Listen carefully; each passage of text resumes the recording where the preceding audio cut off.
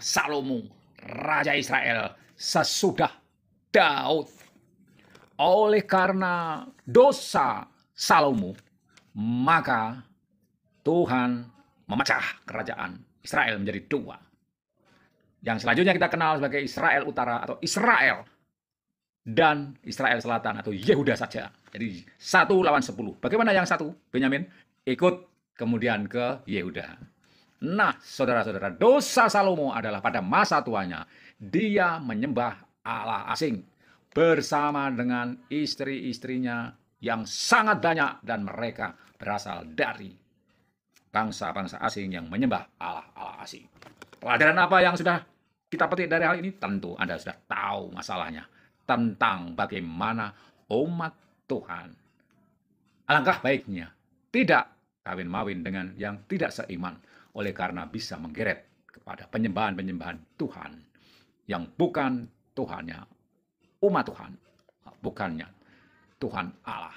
Nah, ini tafsir banyak sekali dari berbagai gereja, sehingga terjadi larangan untuk menikah antar aliran. Nah, misalnya aliran tertentu tidak membolehkan umatnya untuk kawin dengan aliran lain, dan kalau hal itu dilanggar, yang bersangkutan dianggap sudah menyembah Allah lain. Nah, ini dipersilakan, ini aliran gereja itu mengatakan demikian.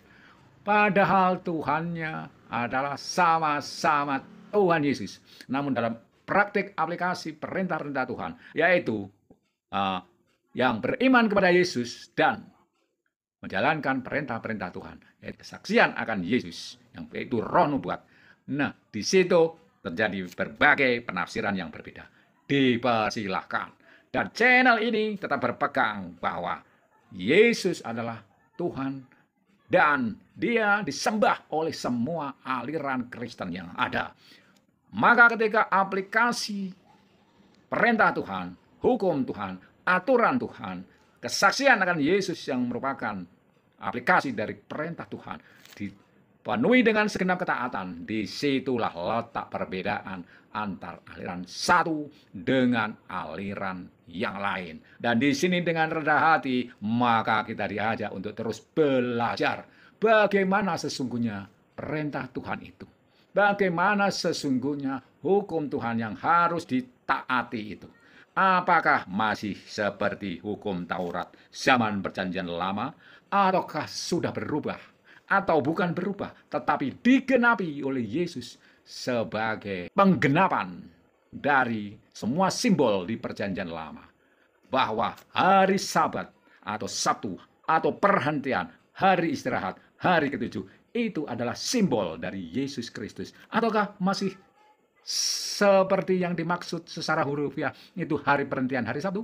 Dipersilakan menafsirkannya. Namun kita tahu bahwa segenap hukum Allah di dalam perjanjian baru sudah dikatakan digenapi dengan apa?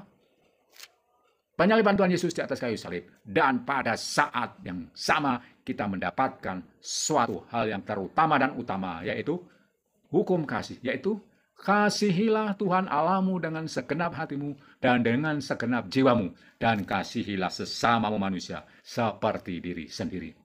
Di sini saudara-saudara, apa yang dimaksud dengan mengasihi Tuhan dengan segenap hati, segenap jiwa, dan segenap akal budi itu? Apakah berupa hukum-hukum Taurat yang praktis, yang teknis semacam itu, atau esensinya sebagai hukum moral, sebagai suatu perubahan akal budi, perubahan tingkah laku, perubahan pikiran, perubahan sikap, perubahan iman, bahwa kita hanya mengandalkan Tuhan di dalam kehidupan kita, ataukah hanya simbol-simbol? Apakah kita termasuk pemelihara simbol, ataukah kita betul-betul sudah mewujud di dalam ketergantungan kita sepenuhnya kepada yang disimbolkan? Yang disimbolkan di dalam berbagai penafsiran dikatakan itu adalah Yesus Kristus. Sabat menyimbolkan Yesus Kristus atau Mesias. Korban menyimbolkan Yesus Kristus. Mesias itu, baik itu korban-korban sembelihan, korban keselamatan, korban bakaran, korban sajian, korban penebus dosa, korban penghapus salah, semuanya menyimbolkan Yesus.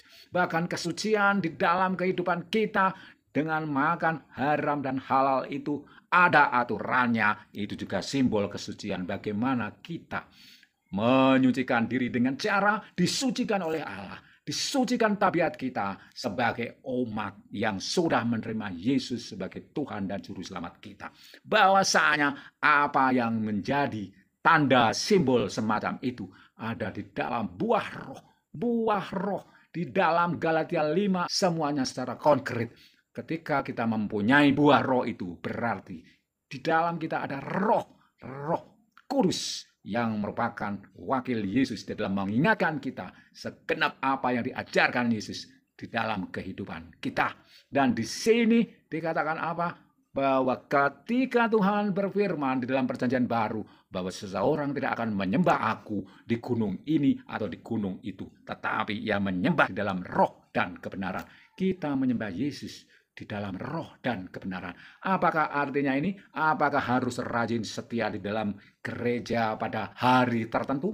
Baik itu hari Sabtu atau hari Minggu atau hari apa? Bukankah itu paralel dengan menyembah di gunung ini dan di gunung itu? Dan Tuhan saya mengatakan apa? Aku tidak akan disembah di gunung ini atau di gunung itu, tetapi di dalam roh dan kebenaran. Bagaimana menyembah Allah di dalam roh dan kebenaran? Setiap gereja mempunyai penafsiran sendiri-sendiri. Dan penafsiran itu semuanya membentuk doktrin-doktrin gereja.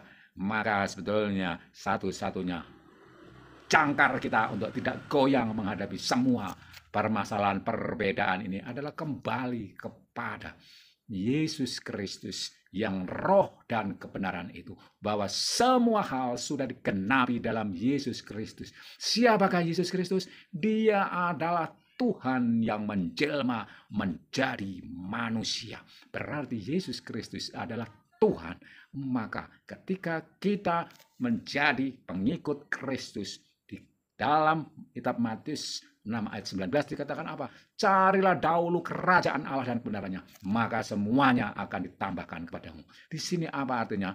Carilah dahulu kerajaan Allah dan kebenarannya, yaitu membiarkan Tuhan berkuasa atas kehidupan kita. Dan bagaimana bukti Tuhan sudah berkuasa atas kita? Yaitu dengan adanya buah roh. Sesudah kita lahir kembali, lahir dari air dan dilahirkan dari roh, melalui roh, maka kita menjadi buah roh. Dan ini saudara-saudara membuat kita diingatkan tentang perpecahan kerajaan Israel yang menjadi dua. Itu adalah karena buah tidak menurutnya Salomo, sehingga pada masanya kerajaan Israel memang tidak dipecah. Tetapi sesudah itu, sesudah zaman anaknya, yaitu zaman Rehabeam, dia mendapatkan lawan, yaitu Yerobeam. Dan disinilah maka Israel pecah menjadi dua. Dan tentu kita tidak ingin mendapatkan akibat dari ketidakmenurutan kita kepada Allah. Bagaimana? Kita tidak mau dipecahkan iman kita. Kita tidak mau diporak-porandakan iman kita. Jangkar kita kepada Yesus Kristus. Kita tidak ingin Israel rohani di dalam diri kita menjadi pecah dua antara Israel utara dan Israel selatan secara rohani, dan tetap kita mau utuh di dalam Yesus Kristus.